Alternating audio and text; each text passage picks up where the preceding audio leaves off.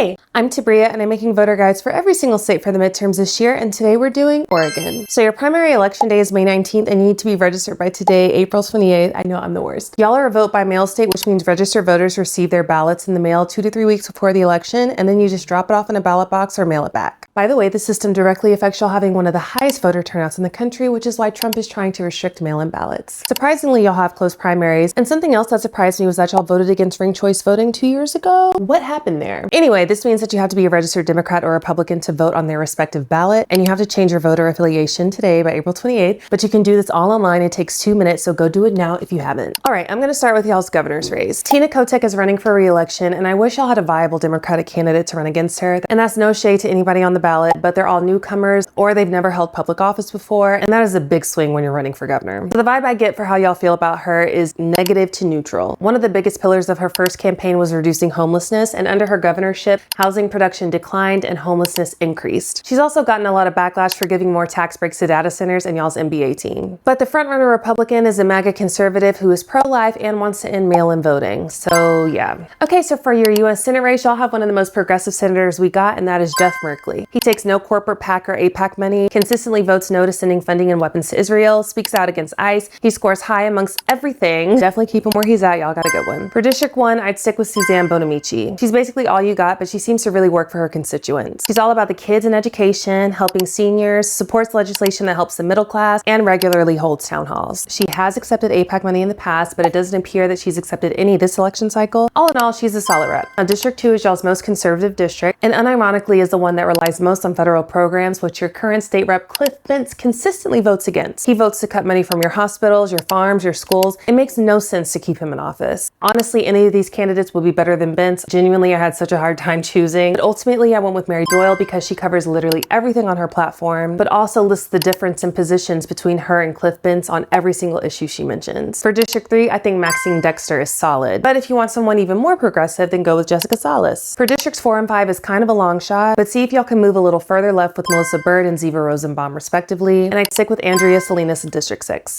All right, that is it for Oregon, and now it's time for your homework. Be sure you're registered to vote and periodically check your registration in case of any funny business going on. Check your sample ballot and polling drop-off location so you know what you're voting on beforehand, and tell a friend to tell a friend. Share this with 3 friends online and offline so we can get as many people to the polls as possible. That is it, and up next is Pennsylvania.